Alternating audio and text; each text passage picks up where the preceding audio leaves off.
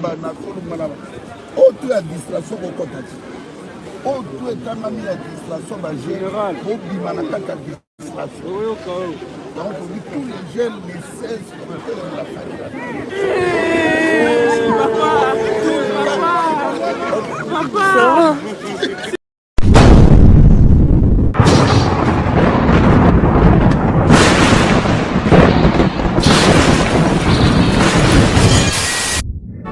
Bonjour, ça dépend de l'heure émission. L'émission de Konanga partout aux alliés, na pisno mbote, tolanda makambo ya ndeko bokechwa yambo. Bandeko ndeko bokechwa yambo ayesu na makambo ya sika. Après avoir raté na France, raté na Londres, aye ko mobiliser ba jeune oyo ya Belgique. Bandeko boyo kibino moko epesi pasi pe mawa. Bana oyo bengi bango ba oseka ya ba papa tika. Te combat esili ba jeune oyo bakene koyoka to bokechwa kote bango ame ko mobiliser po babo ikote concert ya les 16 ya Fally Ipupa ba jeune baboyi tala ndenge akomi kosala comédie tolobi awa bandeko na ngai combat ekomi na génération ya sika to ba jeune ya lelo ba o bazo kanisa mboka na bango oyo bokechwa bisa kino aboyi ba musicien po ba obebisa éducation bana ba osika déjà moi na poto ayoka papa na mama nete siko yo koloba nini mwana oyo atanga ayebi papa na yakopesi akogangela ete mama nete to bande onanga bolandi esika komba ekwei boyoki esika komba ekwei aloboketsu azo kokota tsu poto ole ameka ko se ressaisir abe azaki musicien tiki musique po musique ebongisa mboka te me yona embeli docteur Mukwenge eza nini bande onanga yi bolanda boketsu boyoka ye na sima tozonga toloba eske komba ezayi to esili bolanda autre administration au contact. Autre état-major d'administration, général, au Bimanaka administration. Donc, on dit tous les jeunes, les 16 de la famille. Papa, s'il te plaît, papa. La maman, avec la boca, est dans l'administration. Tolingi bino bobe bate. Tolingi bino bobe bate. Nenge ba papa ba beba. Moment le ba jeune na classe na Congo 30 ans atanga la classe. Éducation exacte. Le bino vous chance ya kobotama a vous chance ya koya a. La livi na bino bebate. Musique oyoka na musique. Mais distraction que l'amour dans la musicien pourquoi n'a tout pas. Parce que les pays n'existent pas, l'État n'existe pas. En tout cas, dans l'élu, comme on a vu, nous, les Toumbo Babiso, tout ça, 27 ans, pour le Babani. Mais pourquoi vous dites à l'élection, il faut que Simba, pour la division, dans la diaspora, dans la Niger, la Kinisi, français, mais tout le monde est télé, la politique, la Babokino, ma discours, tout le monde a les armes, dans le pays. En tout cas, nous avons bien voulu ce qu'il va à protéger de nous. Merci bien.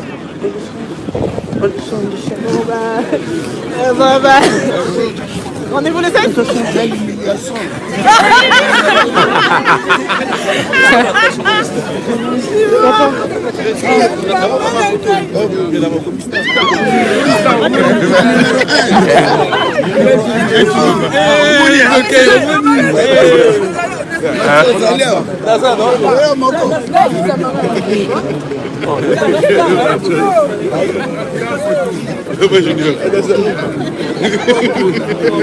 Au peuple en dengue. Bien, la star, hein? La star. Je vais au photo. Tu peux me voir au photo. La bonne humiliation.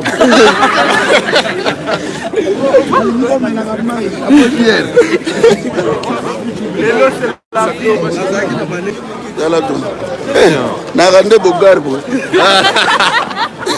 Oh, papa, merci beaucoup, merci. Marche à Bajen et Simbi. Bajen Baza motivé. Et Simbi Bandemonangai. Allô, bien. Oui, que voilà, papa, nos Bogar, les yeux d'une Ensemble comme jamais. Merci, Aya. Oh oui, Aya. L'air est grave. Ok, tu es là. Merci. Donc, bandeko na ngai, toyaki marche ya ba jeune tosepeli eleki kitoko le 16 biso tu na rena boya ebele totelemela distraction tala drapeau azaire yango wana ezopepa bazaire wa bango oyo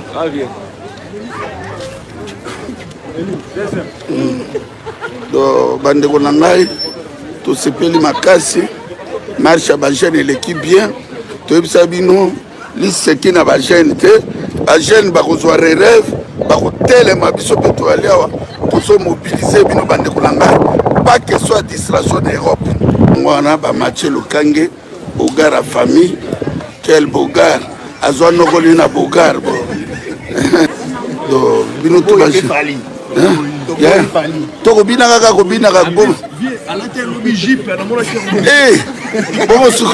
sikoyo ya jili lokanga kolatani awa yalati chu ya jili akolatani ma quelle humiliation donc bana na ngai ça c'est banoko na ngai bango bagarde de corps tosepeli kozwa bajeune boye bauti marche bino bokasi mboka na biso ekotekama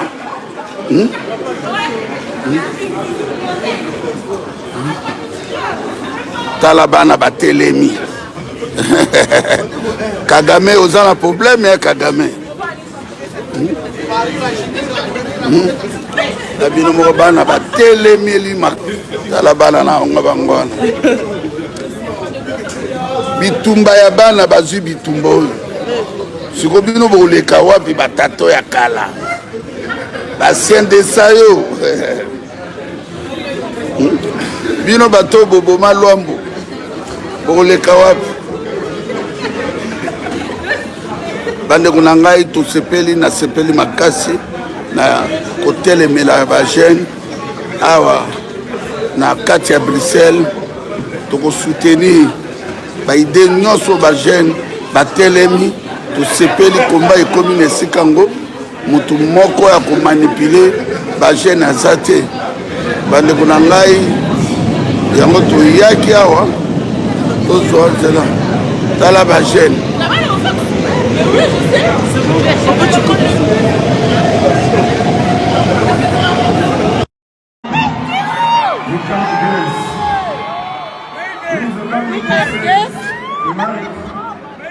Thank you, God. Thank you. The new Kenya.